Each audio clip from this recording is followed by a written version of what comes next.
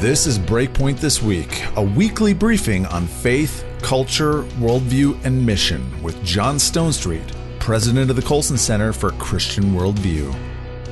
Welcome to Breakpoint This Week. John Stonestreet here, joined by Warren Smith. Warren, it's been a couple weeks. Good to have you back on. Yeah, absolutely. Good to be with you. Shane did a great job last week, but I'm always glad to be back. Well, I always like having Shane on the program for a number of reasons, one in which I can make a lot of homeschool jokes, and it's a lot of fun. But yep. I want to begin our conversation with an interesting story, and it's really going to be an ongoing story from the New York Times, a project that they have launched looking ahead here to really, I guess, the 400th anniversary of the beginning of slavery in the United States. It's called the 1619 Project. And this is going to be unfolding over the next several weeks, and it's gotten a lot of attention because of the sort of language that they're using in order to describe the project. I've just listened to a couple podcast episodes, and that's pretty much it. The language has been controversial, but it is something that struck me, or something that struck me, Warren, I guess, is that I would not have been aware that this is the 400th anniversary of slavery in America. And of course, we commemorate all kinds of anniversaries throughout our history, and rightfully so. Yep. And I guess that's one of the things that made me pause, is that it didn't even occur to me that was an anniversary to think about, to remember. Yep. And so I was chastened by that. Well, I was too, and it is an anniversary that we should remember, and remember with sadness. The transatlantic slave trade is one of the dark spots on human history. This 1619 Project is a great reminder of that, but it has not been without controversy, as you've said. A lot of, especially conservative commentators, have said that that the 1619 Project, which, by the way, as you said, is going to be an ongoing initiative of the New York Times. They have written the August 14 issue of the New York Times Magazine included 100 pages, 10 essays, a photo essay, collections of poems, and even fiction by some writers that they invited. So this is a big deal, and it's going to be an ongoing project. We're going to be hearing about it for a long time. But as I said, some conservative commentators have objected that it reframes all of American history in terms of race relations and slavery. And I don't think there's any doubt that that is a big part of American history, and we should be dealing with it, and we should be grappling with it. But it's obviously not all of American history. And John, while we're on the subject, I should also mention that this Saturday, August 24th, is the 260th birthday of William Wilberforce, who, motivated by his Christian faith, brought an end to transatlantic slave trade, at least among the slave traders in Britain. So there's multiple sides to this story, and I think that history is important. We should remember our history, but we should remember all of our history. I think that's right. I guess the thing that many people have reacted to, and I think rightfully so, is that just the language of the New York Times, kind of announcing of this project and so on, is, it's basically a according to their own descriptions, an attempt to reframe the American narrative completely around the story of slavery. And it seems to me like there's two equal and opposite ways to fall down here. And one is, the thing that the New York Times here is trying to correct, and I would say kind of rightly so, that many of us underestimate the ongoing legacy of racism in America, the ongoing legacy that comes from a slave trade that didn't just exist, like it did exist around much of the world. There was some aspects of it that were particularly brutal. Then there was the kind of ongoing challenge to live out the ideals that were placed in the Declaration of Independence and the Constitution about human equality and access, and we certainly know that wasn't the case throughout much of our history, and I think in particular, I think about the intentional division of the family in the black community through the kind of distinctly American style of slavery and the devastation and then the social policies that have come since then that have intentionally divided the family. that have led and incentivized things like fatherless homes and divorce and things like that in particular communities. And you look at all that, and to underestimate the role that it has played is I think something that we all have to struggle with. I know it's something that I've tried to come to grips with in my own thinking and in my own life. We did a breakpoint about a year ago, maybe a year and a half ago, on the lynching memorial that has now been built in Alabama. And one of the things that struck me there is they had to dig and uncover these photos of lynchings in the South. Many of these photos were used as kind of souvenirs. They were postcards. This stuff, these lynchings in many cases were public spectacles. They would pass around severed body parts of the victims as kind of trinkets and souvenirs of the event. I mean, it was horrific. It is. And yet, in my history book, there were pictures of the evils of the Holocaust. There were pictures of the evils of war. There were no pictures of the evils of lynching. It may not have even been mentioned in some of those. And so it certainly has been neglected in some of the telling of America. On the other hand, to reframe the narrative of America and some of the values that underscore the whole American project and so on, as if the entire story is about slavery and discrimination, is also misguided. And I think that's what some of the reaction has been to the 1619 Project, is that's what the entire story is about. Yeah, I think that's right. And, John, I think it's important to remember that slavery has really marked human history. But the Bible, the consistent message of the Bible is freedom. The New Testament says it is for freedom that we have been set free. One of the most powerful narratives in the Old Testament is the Moses leading people out of bondage, out of slavery. Martin Luther King once said that the arc of history bends towards justice and freedom. And I believe that one of the things that is also an important part of our history is that we should look square in the eye at this terrible, terrible chapter of American history, this chapter that included slavery and the brutality of slavery and the legacy of slavery. But I think we should also understand that it is because of the Judeo-Christian worldview that has turned America away from slavery, and not only America, but all of the West. I mentioned Wilberforce a few moments ago. So I think this 1619 Project is a good reminder in many ways that we should not forget our history. I just hope that we remember, as I said earlier, all of our history. Yeah, I think that's right. I do think it's worth mentioning that actually slavery, as Rodney Stark has written about in his book For the Glory of God, slavery is really the common state of human society from the very beginning until just recently. So the idea that slavery is something that is immoral is a pretty recent innovation in human history, and it comes specifically from, as he points out in his book, a Judeo-Christian understanding of the human person, and that started with some anti-slavery communities in the coming from the Jewish faith, and then, of course, as you mentioned, there's been the major abolitionist movements in the world have really been led and driven by a Christian understanding of who we are as individuals. Look, I think to kind of put a bow on this, I think that there's going to be plenty in this project that I'm going to disagree with. And I think plenty in this project that's going to reflect more of our culture's kind of fascination with identity politics, our attempt to take captive a narrative towards a particular ideology. I think we're going to see that throughout this project. But I also think, I'm also going to say this. I'm going to pay close attention to it, and I'm going to read it, and I'm going to learn a lot, like I already have, because, again, it hasn't been part of my knowledge and education. And I think it needs to be more and more of that. Well, you're listening to Breakpoint This Week with John Stonestreet, here along with Warren Smith. Stay with us. We'll be right back. We invite you to visit Breakpoint.org. While you're at our website, be sure to browse our online Colson Center store of great books and other resources. And you can link up to our social media sites like Facebook and Twitter.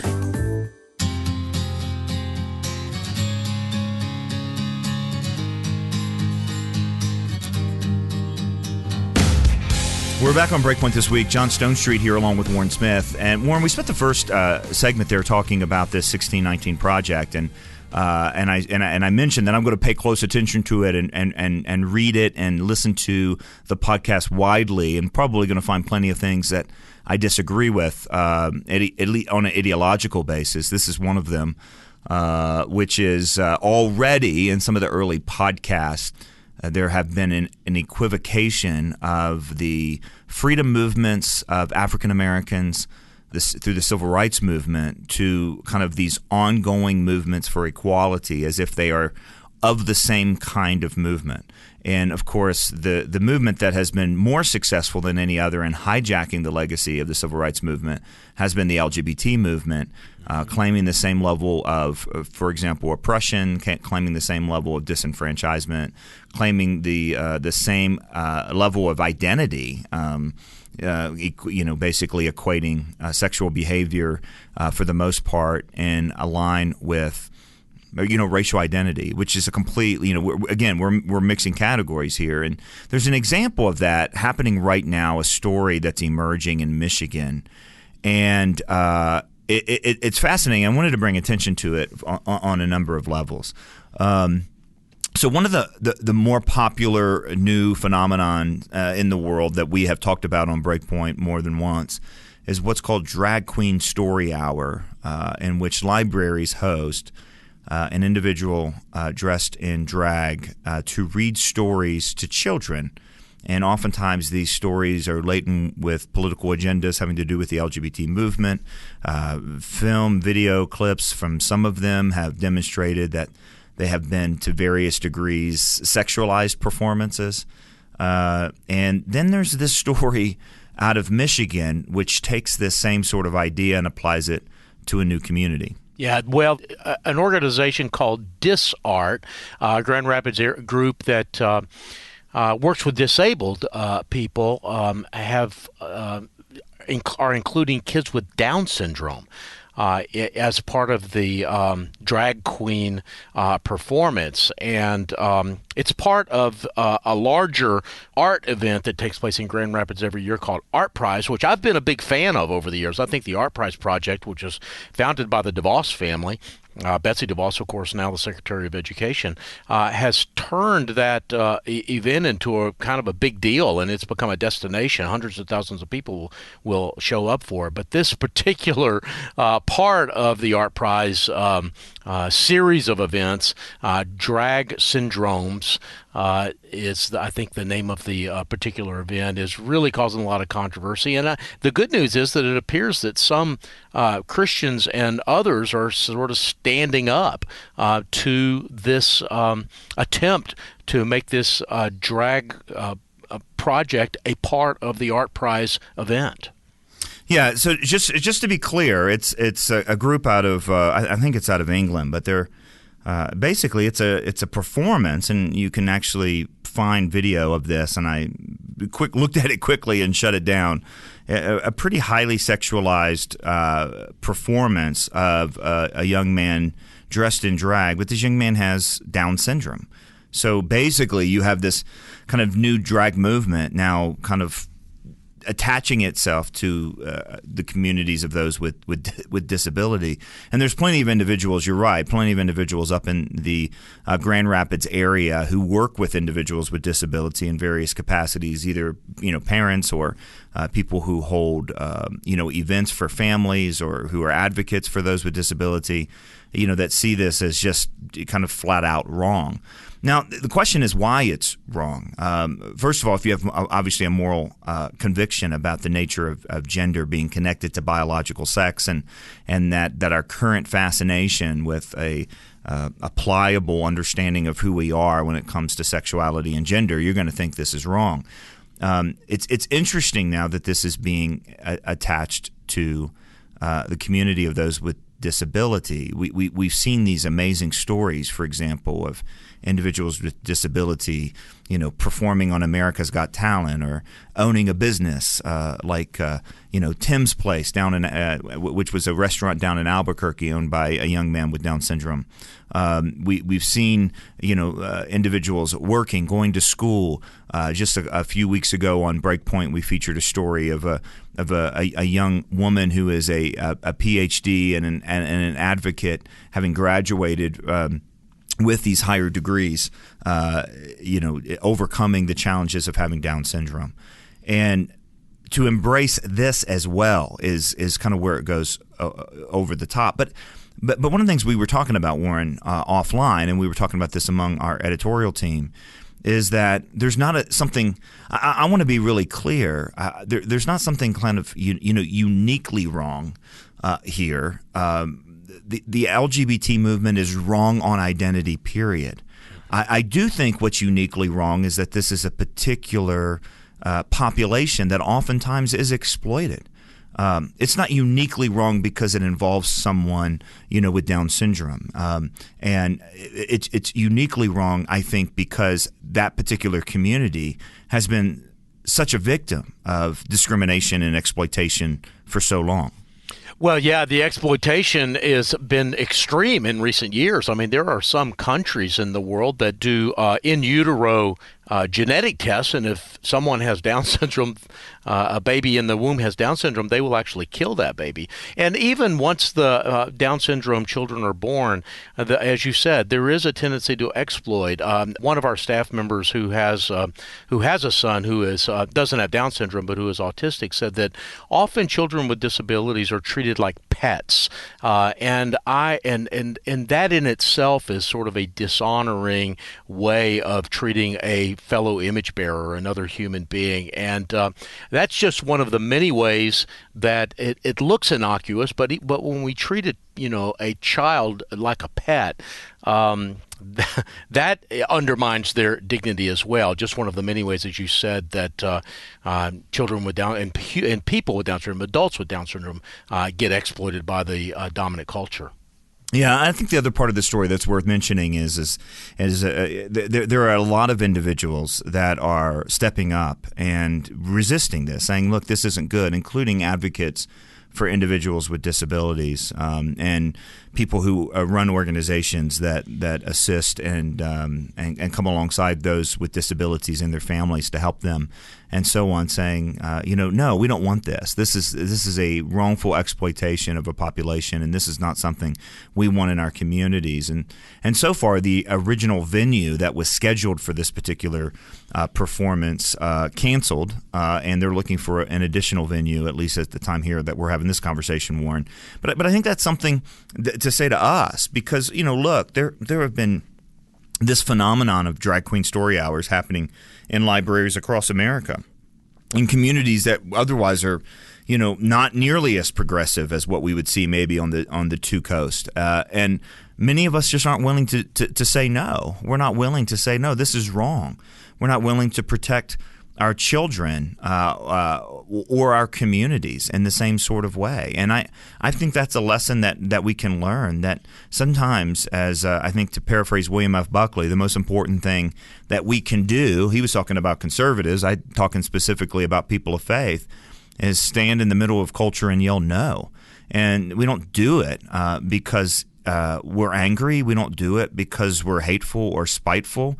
We do it because, as C.S. Lewis said, there is a thing as right and there is a thing as such as wrong. And right leads to human flourishing. That's what we want for our neighbors. And so to love them means to advance the right. And if it's wrong, it's wrong. And it goes against who they are as made in the image of God. And sometimes the most loving thing to say is no. And by the way, let me finish that thought out. The most unloving thing to do is to take something that's wrong and say it's normal, as if it doesn't have any consequences for real life or for real people. Well, you're listening to Breakpoint this week. John Stonestreet here along with Warren Smith. Come to breakpoint.org. Click on the link there on the homepage that says resources mentioned on the radio and podcast, and we'll link you to stories and articles and resources about the various issues that we talk about on today's program. Stay with us. We'll be right back. You can learn more about Breakpoint and the Colson Center for Christian Worldview when you visit breakpoint.org. That's breakpoint.org. Welcome back to Breakpoint this week. I'm Warren Smith with John Stonestreet. And, John, as we close out our time together, a couple of stories that we've been getting asked about here at the Colson Center. One of them is the Netflix documentary called The Family. It profiles a group that is officially called The Fellowship. And that's a group that, the documentary tried to make it sound like it was a deeply secretive group. But they host the National Prayer Breakfast every year, which is one of the most public events that you can imagine. And I think the reason, John, we're getting asked about it is because Chuck Colson was good friends while he was alive with Doug Coe, who was the leader of the family. And Chuck was mentioned a couple of times in that documentary. And I'm just wondering what your thoughts are about it. Yeah, it's a great question, and we've gotten that question. I think I've gotten a dozen or so emails, text, and Facebook posts and social media requests saying, hey, you guys ever going to talk about this? And part of it is we don't want to talk about it because it's one of those things, I think, that it's such a poor piece of quote-unquote investigative journalism, and it's so laden with conclusions that the evidence, even that is presented, does not support. That and I say that not being completely comfortable with some of the theological positions and so on that the fellowship has taken over the years, and at the same time, again, they have the most public event in Washington D.C. every year, and so you put all that together, and I just didn't really want to talk about it just because it's kind of like I'm just going to bring more attention to it than is actually necessary or needed. Now, the documentary series, and I've watched a handful of the first few episodes of this Netflix. It's kind of a docudrama, by the way. So it comes out in a kind of a documentary, and then there's these kind of dramatic things that really kind of oversell the case that they're trying to make. And you kind of joked, Warren, that the accusation is that they're secretive, and yet they put on the most public event that DC has basically every year. And it was kind of. You kind of have the same level of snark when I'm watching this. It's kind of like they're secretive, and they don't tell you who they are, and they don't identify with this, and they're seeking power, but they say they're not, and it's just like one thing after another, and it comes with a. But the evidence is that they are secretive. There's not evidence that they're secretive and bad. There's only evidence that they're secretive. That's right. And so therefore they must be bad. And so it kind of sets them up as the most powerful group in Washington, D.C., because they're trying to be secretive. But maybe it's the fact that, as Chuck Colson, talked about in his biography, Born Again, Doug Coe really was hoping to bring Jesus to individuals in Washington, D.C.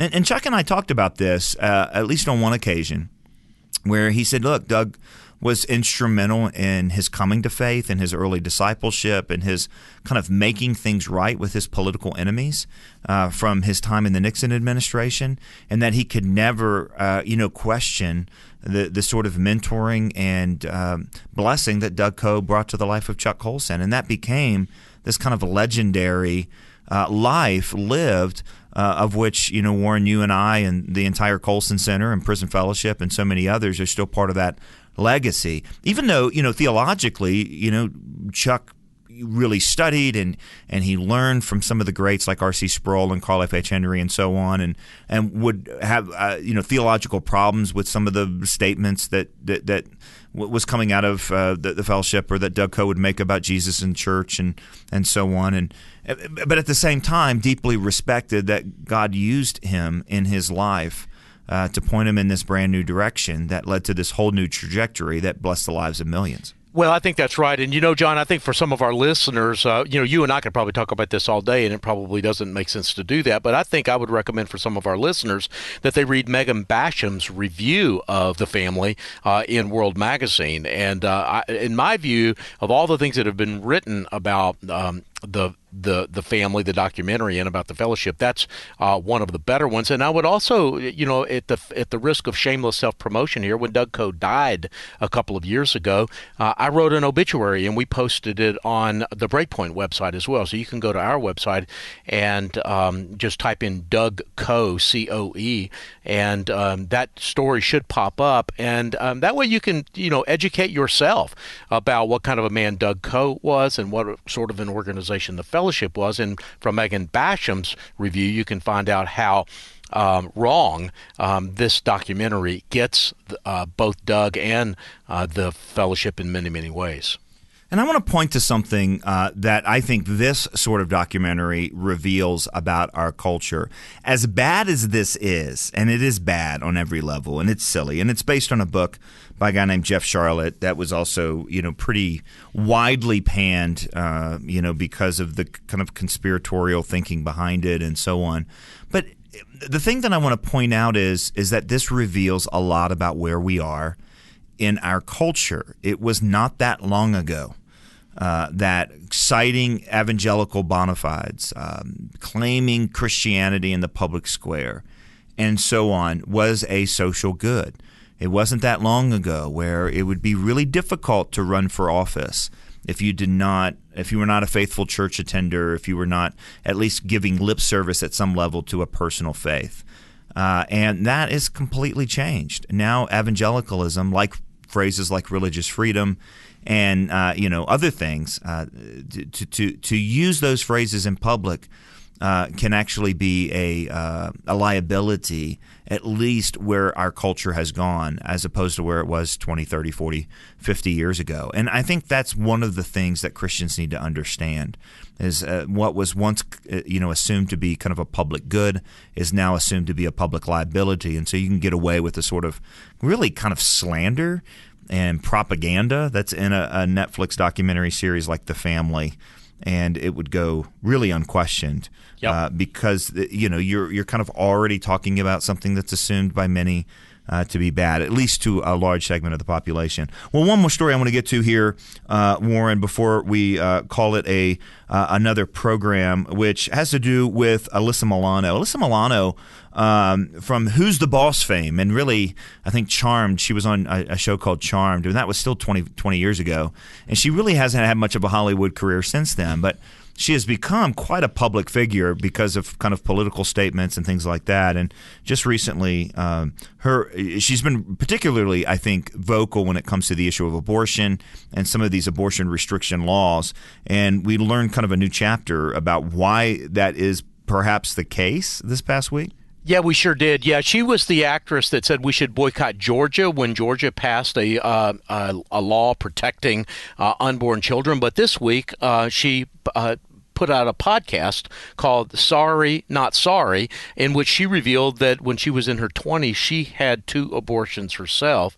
And and she also had other guests on that podcast that basically who said that they were not sorry that they had their abortions.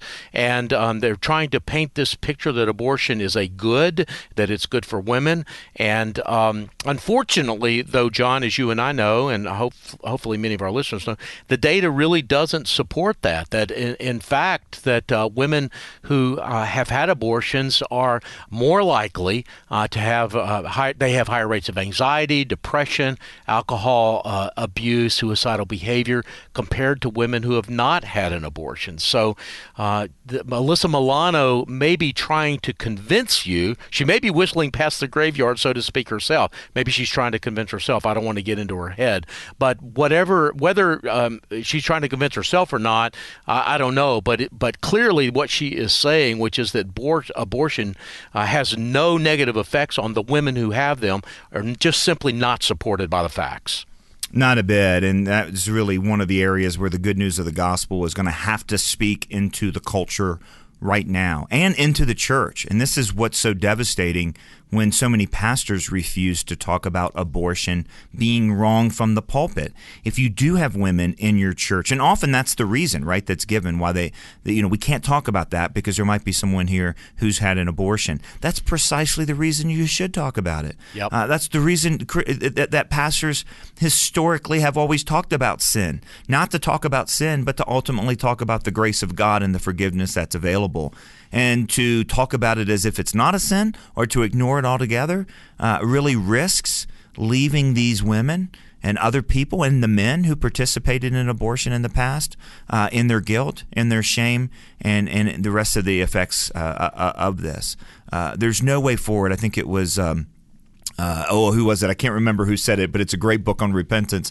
And he said, if you're on the edge of the moral cliff, the best way forward is backwards. And that's what repentance gives us, an opportunity to turn around. Well, you're listening to Breakpoint this week. Thanks for joining us this week and every week as we talk about what's happening in the culture from a Christian worldview. Make sure you subscribe to the podcast, the Breakpoint podcast, wherever you listen to your podcast, so as not to miss a single conversation on the culture or any of our long-form content or our daily Breakpoint commentaries. Come to breakpoint.org to find links to the different resources that we mentioned on today's program. For Warren Smith, I'm John Stonestreet. Thanks for joining us.